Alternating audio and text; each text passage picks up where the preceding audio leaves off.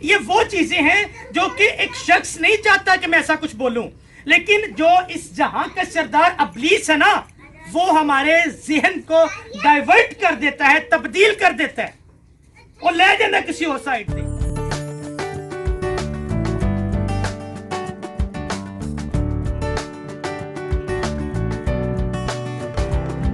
کتنی جانے کلام سننے کے لیے تیار ہیں؟ آئیے کلام خدا کے لیے زوردار تعریف کریں۔ خداوند کی تعریف۔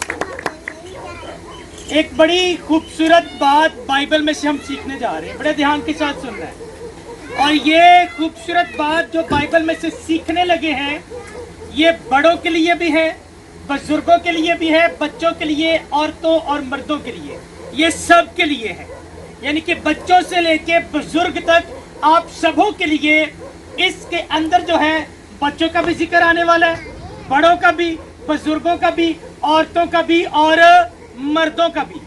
اس لیے آپ سبوں نے بڑی توجہ کے ساتھ اس بات کو اور اس حقیقت پر مبنی کہانی کو سننا ہے۔ حقیقت پر مبنی کہانی، بولے ذرا کہانی۔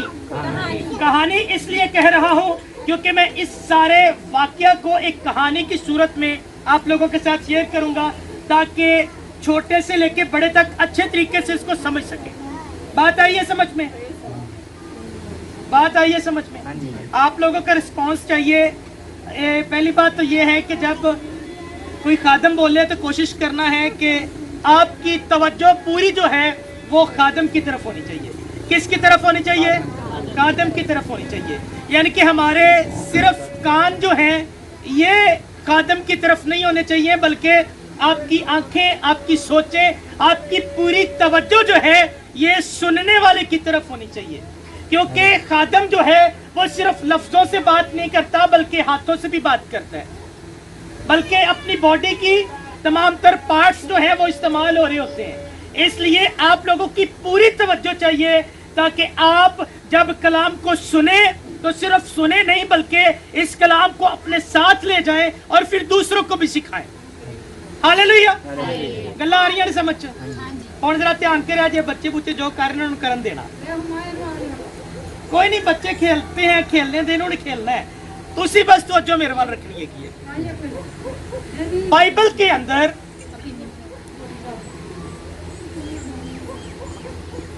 کر لیں وہ بیٹے کو کور کر لیں، ٹھیک ہو۔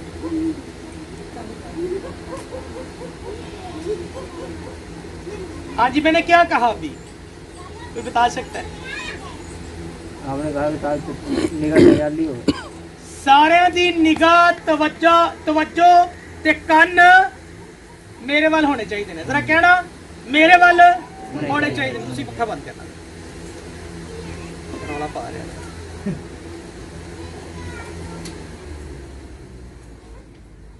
کیونکہ اگر میں کلام سنا دے ہویا تانوں سمجھا نہ پایا تو پھر میری پکڑ ہو جانی ہے، کیونکہ میں ایتھے اس لیے آیا ہاں کہ میں جو تانوں سکھاواں یہ تہاڈی سمجھ آوے، ان دے لیے میں کوئی بھی کلیہ استعمال کراں۔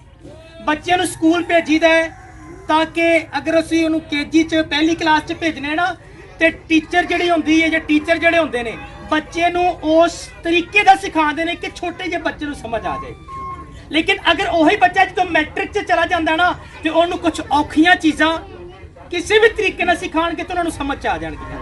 لیکن میں چاہنا وا کہ تانوں کیونکہ اسی آتمک طور تے روحانی طور تے ہلے بچے ہیں، جسمانی طور تے اسی بڑے ہو گئے ہیں لیکن روحانی طور تے بچے ہیں۔ کدی میں بھی تہاڈی طرح روحانی طور تے بچہ سا، لیکن وقت دے نال نال سکھیا، سمجھیا، سنیا، ویکھیا تے اینوں جڑا نا اپنے اندر لیا تے اج میں ایک سکھان والے دے طور تے تہاڈے سامنے کھڑا ہاں۔ میری کوشش ہے کہ اج تو تسی بھی جو کچھ سیکھو تے بعد چ سکھان والےاں دی جگہ تے کھڑے ہو تے تسی بھی دوسرے نوں سکھاندے ہو کہ اے بائبل دے اندر لکھیا ہے۔ ہاللیلویا۔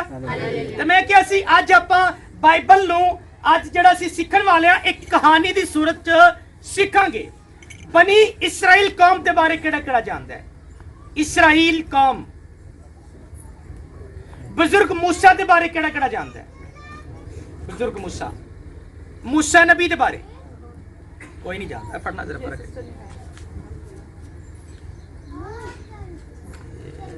चलो जी, शुक्रिया।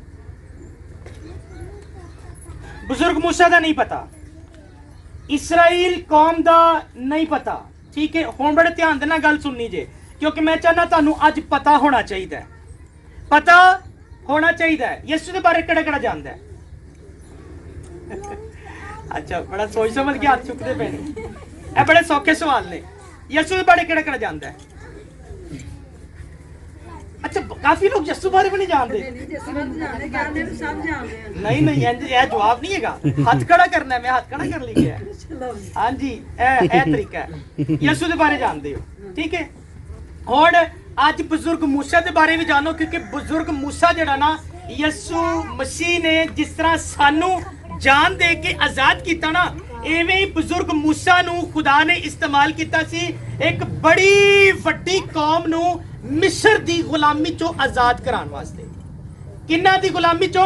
मिस्र। मिस्र एक मुल्क दा नाम है, ते ओथों ओने अपने लोकां नू उस मुल्क दी गुलामी चो कढना सी, तो ओने किन्नू इस्तेमाल किया? मूसा नू, बुजुर्ग मूसा नू। जिवें अज ओने मैनू इत्थे घल्लिया है, ते कल नू अगर तुसी बाइबल नू सिख जांदे जे, तो कोई पूछेगा कि तुहानू बाइबल सिखाण वाला, तुहानू बदी बुराई चो कढण वाला कौन है? तो तुसी कहोगे जनाब साडे कोल पादरी आरफ आंदा है ते ओने सानू कढिया है। कहोगे कि नहीं कढोगे? ये भी कहोगे ना। इस तरह ही बुजुर्ग मूसा नू खुदा ने चुनिया, ते चुन के जरा ना ओने कहा कि मुल्के मिस्र दी गुलामी दे विचों तू इसराइल यानी कि मेरे लोकां नू उथों कढ के ते एक दूसरी जगह ते लेके जाना है। तो उस दूसरी जगह दा नाम सी मुल्के कैनान। की नाम सी? मुल्के कैनान। मिस्र चो कढ के ते कित्थे ले जाना सी? मुल्के कैनान दे विच। जिवें खुदावंद यीशु मसीह ने सानू इस दुनियादारी दे विचों कढ के ते कित्थे लेके जाना है? आसमान ते जिथे वो आप रहिंदा है। गल समझ आ रही है? इसी तरह ही बुजुर्ग मूसा नू, हजरत मूसा नबी नू खुदावन ने चुनिया, ते ओने कहा कि मेरे लोकां नू तू मिस्र दी गुलामी चो कढना है ते उन्हां नू लेके जाना मुल्के कनान तक। हुण मिस्र दा हुक्मरान सी, उत्थों दा बादशाह सी, जिवें साडा हुक्मरान है इमरान खान, इस तो पहले नवाज शरीफ, बेनजीर भुट्टो, ठीक है, पिछे लगे जाओगे ते। इसी तरह ही मिस्र दा बादशाह सी ते उहदा नाम सी फराउन। की नाम सी? फराउन। उन्हें कहा कि फराउन इस वक्त मिस्र दा बादशाह है, ते तू उहदे कोल जा ते ओनू जाके कह कि मेरे लोकां नू इस मुल्क दे विचों जान दे, ताकि असी बियाबान दे विच जाके अपने खुदावंद लई ईद करिए, खुशी मनाइए। की करना है? खुशी मनाइए, ईद करिए। ईद का मतलब होंदा खुशी मनाना। हुण जदों खुदावन ने मूसा नू फड़िया तो उन्हें कहा कि जाके फराउन दे कोल चला जा, बादशाह दे कोल चला जा, ते ओनू जाके कह मेरे लोकां नू जान दे, ताकि असी जाके खुशी मनाइए ते उनकी इबादत करिए। की करिए? इबादत करिए। इबादत करिए। वो पीछे वाली बहन नजर नहीं आ रही, माँ जी थोड़ा जिधर होना, ते तवज्जो भी मेरे वाल रखनी है।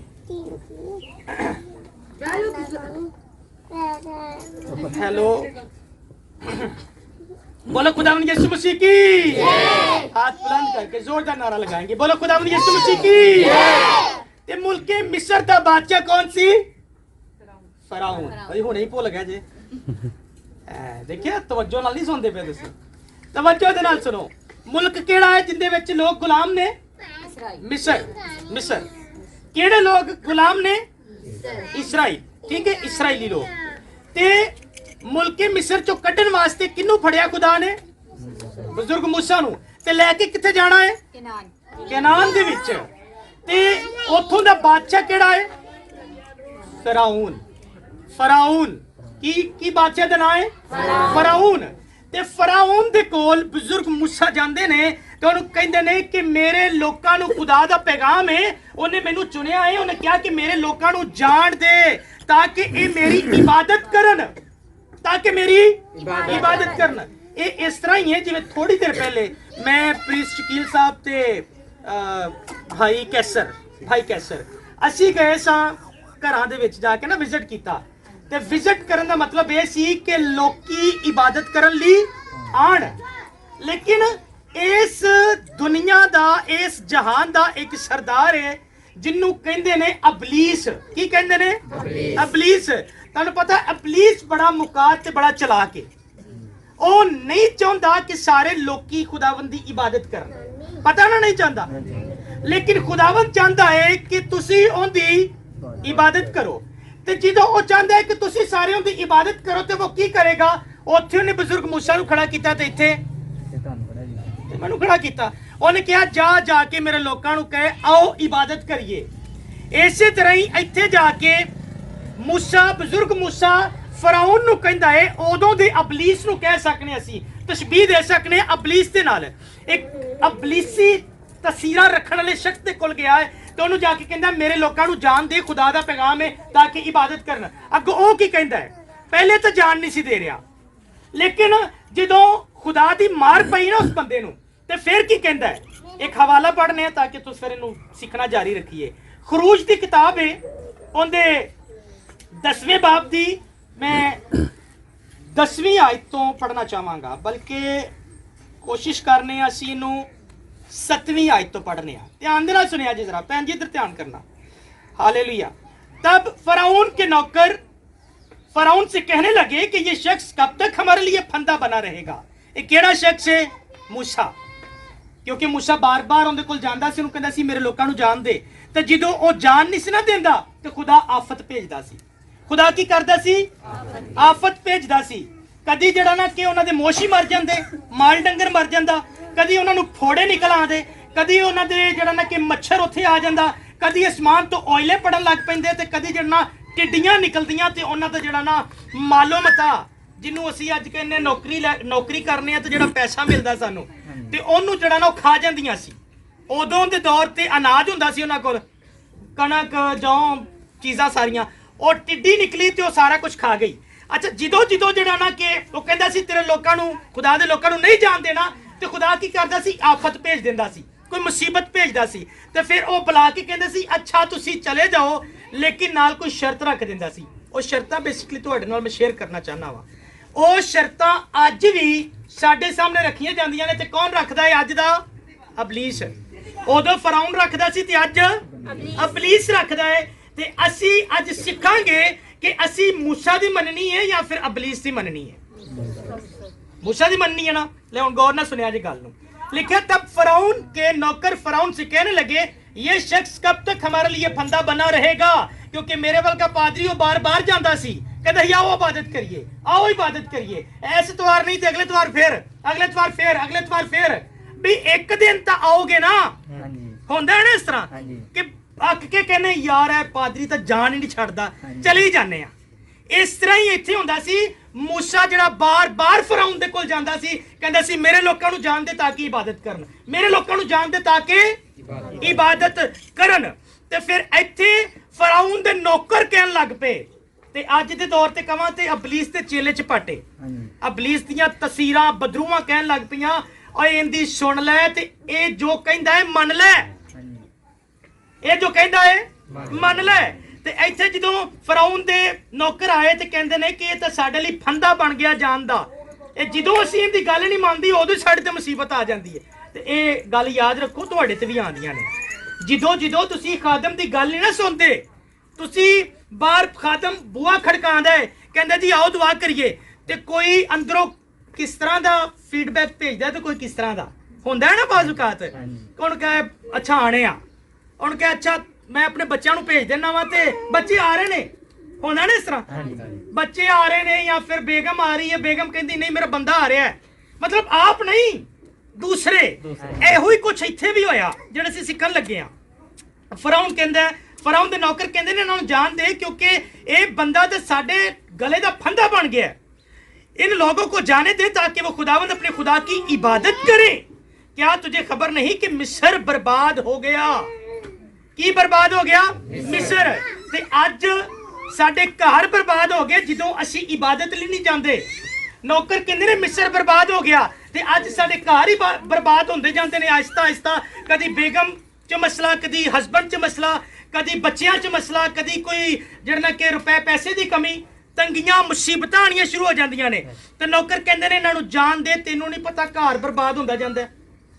आगे लिखा तब मूसा और हारून फराउन के पास फिर बुला लिए गए और फराउन ने बुलाया, फिर आप बुलाया मूसा नू, आप बुलाया तो उनके भरा हारून नू भी कि आओ आके गल सुनो। फिर बुला लिए गए और उसने उनको कहा कि जाओ, कि क्या जाओ और खुदावन अपने खुदा की इबादत करो। पर वो कौन कौन है जो जाएंगे? अच्छा, एक तो उन्हें क्या कि जाके इबादत करो, तो नाल ही उन्हें पूछा केड़ा केड़ा जाएगा इबादत करने ली, क्योंकि इस वक्त कोई लखां दी तादाद लोग सी, कमो बेश कोई 4 लाख तो ज्यादा, इस तो ज्यादा जड़ना के लोग सी ਜਿਹੜੇ ਕਿ ਇਬਾਦਤ ਕਰਨ ਲਈ ਉਹਨਾਂ ਨੇ ਜਾਣਾ ਸੀ। ਉਹਦੇ ਚ ਬੱਚੇ ਨੇ, ਔਰਤਾਂ ਨੇ, ਮਰਦ ਨੇ, ਬੁੱਢੇ ਨੇ, ਫਿਰ ਨਾਲ ਨਾਲ ਉਹਨਾਂ ਦੇ ਮਾਲ ਮਵੇਸ਼ੀ ਵੀ, ਮਾਲ ਡੰਗਰ ਵੀ, ਉਹਨਾਂ ਸਾਰਾ ਕੁਝ ਲੈ ਕੇ ਜਾਣਾ ਸੀ। ਤੇ ਇੱਥੇ ਫਰਾਉਨ ਕਹਿੰਦਾ ਕਿਹੜਾ ਕਿਹੜਾ ਜਾਏਗਾ, ਦੱਸ ਕੇ ਜਾ ਮੈਨੂੰ। ਅੱਗੋਂ ਹੁਣ ਬਜ਼ੁਰਗ ਮੂਸਾ ਕੀ ਕਹਿੰਦਾ ਹੈ, ਉਦੋਂ ਦਾ ਪਾਦਰੀ ਕੀ ਕਹਿੰਦਾ ਹੈ? ਕਹਿੰਦਾ ਹੈ मूसा ने कहा कि हम अपने जवानों को, नंबर 1 जवानों को, बूढ़ों को और अपने बेटे बेटियों को और अपनी भेड़ बकरियों अपने गाय बैलों समेत जाएंगे, क्योंकि हमको अपने खुदा की ईद करनी है, खुशी करनी है, इबादत करनी है। तो किन्नू ने क्या कि जाएगा? उन्हें क्या जवान भी जाएंगे, बुढ़े भी जाएंगे, मर्द भी जाएंगे, औरतां भी जाएंगियां ते बच्चे भी जाएंगे, ते इहदे नाल नाल जिहड़ा ना साडे माल मुआशी भी जाएंगे, क्योंकि वो माल मुआशी उत्थे कुर्बानी करनी सी, जाके उदों कुर्बानियां हुंदियां सी, उन्हां नूं कुर्बान करके अपने खुदावंद दे हजूर च पेश करना सी। ते अज असीं कुर्बानियां नहीं करदे, अज असीं अपने बदन दी कुर्बानी लैके यीशु दे कोल आने। हालेलुया। आज असी अपने बदन की कुर्बानी, अपने होंठां की कुर्बानी, अपने पैरों की कुर्बानी, अपने कन्नां की कुर्बानी, अपनी अखां की कुर्बानी, क्योंकि एक कन्न, अखां, मुंह सारा कुछ खुदा ने दिता, तो जो कुछ उन्हें दिता फिर साडा थोड़ी ना उंदा ही होया ना, ते असी उंदा सारा कुछ लैके उंदी हजूरी दे विच आ जांदे आ। ते इत्थे ओह कहंदा है कि जवान, बुढ़े, मर्द, औरत, बच्चे सारे जाणगे, ते नाल नाल ਜਿਹੜੀ ਅਸੀਂ ਕੁਰਬਾਨੀ ਕਰਨੀ ਹੈ ਮਾਲ ਮੋਸ਼ੀ ਵੀ ਨਾਲ ਲੈ ਕੇ ਜਾਣਾ ਹੈ। ਦੂਸਰੇ ਲਫ਼ਜ਼ਾਂ ਚੋਂ ਕਹਿੰਦਾ ਹੈ ਕਿ ਅਸੀਂ ਆਪਣੇ ਪੈਰਾਂ ਦੀ ਇੱਕ ਜੁੱਤੀ ਤੱਕ ਪਿੱਛੇ ਨਹੀਂ ਛੱਡਣੀ, ਅਸੀਂ ਸਾਰਾ ਕੁਝ ਨਾਲ ਲੈ ਕੇ ਜਾਣਾ ਕਿ ਇਬਾਦਤ ਕਰੀਏ। ਹੁਣ ਇੱਥੇ ਸ਼ਰਤਾਂ ਰੱਖੀਆਂ ਜਾ ਰਹੀਆਂ ਨੇ। ਇਹ ਸ਼ਰਤਾਂ ਤੁਹਾਨੂੰ ਪਤਾ ਸਾਡੇ ਦਰਮਿਆਨ 'ਚ ਵੀ ਰੱਖੀਆਂ ਜਾਂਦੀਆਂ ਨੇ, ਉਦੋਂ ਫਰਾਉਨ ਨੇ ਰੱਖੀਆਂ ਤੇ ਹੁਣ ਕੌਣ ਰੱਖਦਾ ਹੈ? ਸ਼ੈਤਾਨ। ਸ਼ੈਤਾਨ ਕਹਿੰਦਾ ਹੈ ਅੱਛਾ ਕੋਈ ਗੱਲ ਨਹੀਂ ਚਲਾ ਜਾ, ਲੇਕਿਨ ਤੂੰ ਚਲਾ ਜਾ, ਬੇਗਮ ਘਰ ਛੱਡ ਜਾ। ਕੀ ਕਹਿੰਦਾ? तू चला जा तो बेगम घर छड़ जा, या फिर बेगम नूं कहंदा है कि बेगम तू चली जा ते मैं जड़ा ना मैं आना, तू चल। होंदा ना इस तरह, पिछे को नहीं आना होंदा, उन्हें इदां ही होंदा, क्योंकि अबलीस दा प्लान ही आ। इत्थे हुण फराउन की कहंदा है, अबलीस उदों दा अबलीस की कहंदा है, क्योंकि खुदा दे दरमियान च रुकावट बनया ना, तो लोकां नूं जान नहीं दे रहा इबादत करने वास्ते। लिखा तब उसने उनको कहा कि खुदावंद ही तुम्हारे साथ रहे। ये कौन है? ये फराउन कह रहा है, कहता है मैं तो जरूर ही तुमको बच्चों समेत जाने दूंगा, खबरदार खबरदार हो जाओ, इसमें तुम्हारी खराबी है, नहीं ऐसा नहीं होने पाएगा।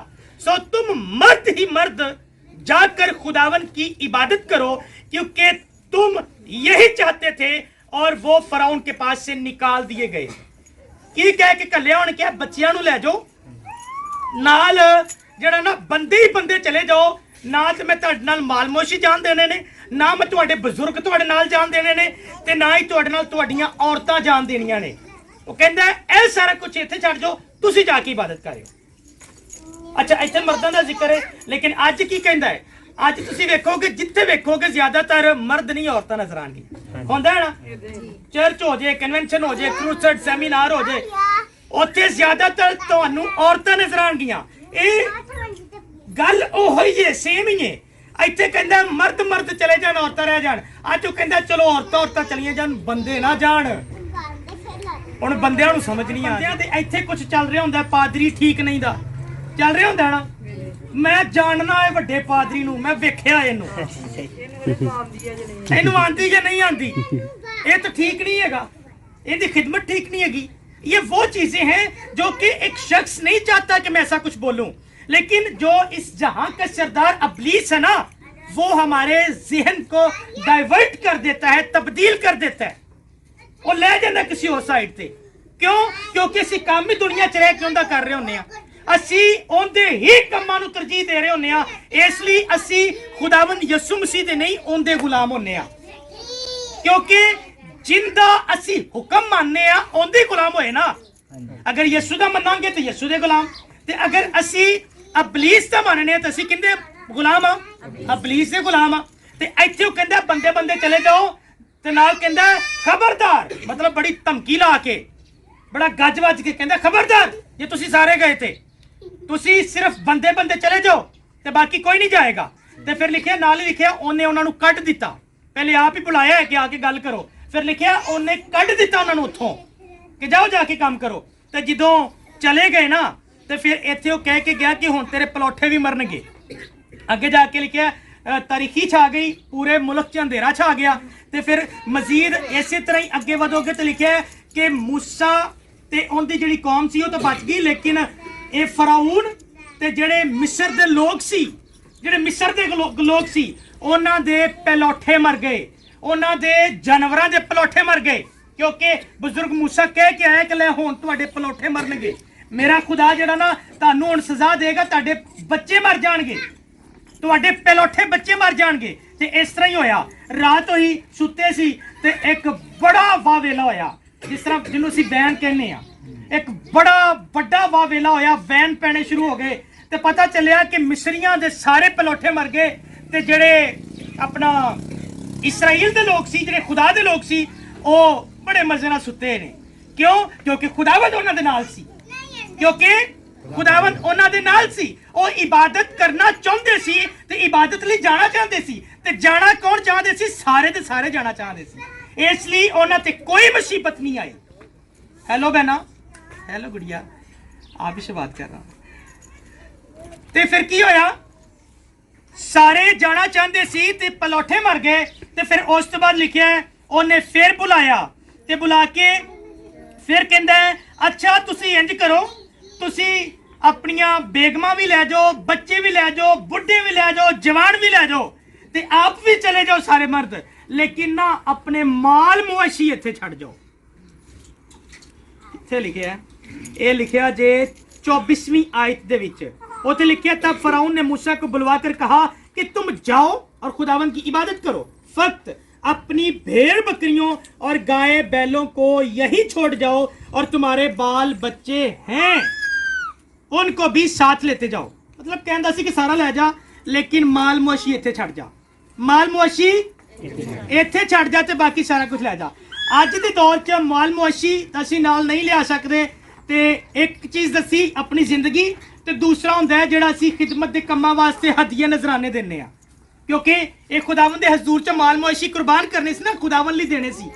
ਇਸੇ ਤਰ੍ਹਾਂ ਹੀ ਅੱਜ ਜਿਹੜਾ ਨਾ ਉਹ ਕੀ ਕਹਿੰਦਾ ਹੈ, ਉਹ ਕਹਿੰਦਾ ਚਲੋ ਤੁਸੀਂ ਬਾਲ ਬੱਚੇ ਸਾਰੇ ਚਲੇ ਜਾਓ, ਲੇਕਿਨ ਖਾਲੀ ਹੱਥ ਹੀ ਚਲੇ ਜਾਓ, ਖੁਦਾਵੰਦ ਦੀ ਹਜ਼ੂਰੀ 'ਚ ਜਾਓ ਤੇ ਖਾਲੀ ਹੱਥ ਹੀ ਚਲੇ ਜਾਓ।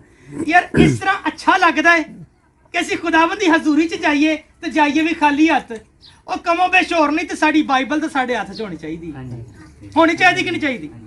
ਨਹੀਂ ਵੀ ਪੜ੍ਹਨੀ ਆਦੀ, ਘਰਾਂ 'ਚ ਬਾਈਬਲਾਂ ਹੈਗੀਆਂ ਨੇ ਕਿ ਨਹੀਂ ਹੈਗੀਆਂ? ਤੇ ਬਾਈਬਲ ਤੇ ਲਿਆ ਸਕਨੇ ਆ ਨਾ।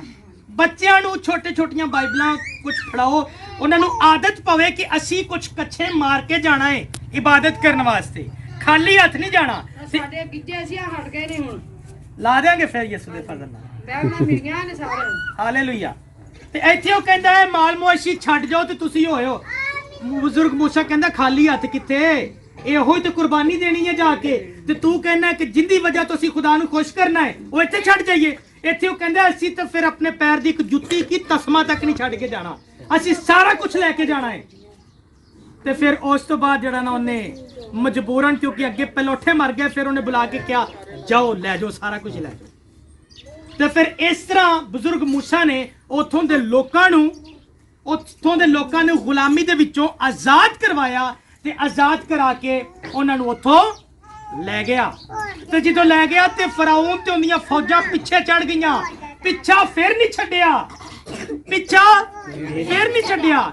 ਅਸੀਂ ਚਰਚ ਆ ਜਾਈਏ, ਕਨਵੈਨਸ਼ਨ 'ਚ ਆ ਜਾਈਏ, ਅਸੀਂ ਭਾਵੇਂ ਲਾਹੌਰ ਦੀ ਕੋਈ ਵੱਡੇ ਚਰਚ ਨੂੰ ਜੁਆਇਨ ਕਰੀਏ, ਆ ਪਲੀਜ਼ ਪਿੱਛਾ ਨਹੀਂ ਛੱਡਦਾ। ਲੇਕਿਨ ਇੱਥੇ ਸਿੱਖਣ ਵਾਲੀ ਗੱਲ ਹੈ ਕਿ ਉਹਨਾਂ ਨੇ ਵੀ ਆਪਣੀ ਗੱਲ ਤੋਂ ਪਿੱਛੇ ਨਹੀਂ ਹਟੇ, ਉਹ ਪਿੱਛੇ ਫੌਜਾਂ ਚੜੀਆਂ ਨੇ ਲੇਕਿਨ ਉਹ ਅੱਗੇ ਇਬਾਦਤ ਕਰਨ ਲਈ ਵਧੇ ਜਾ ਰਹੇ ਨੇ।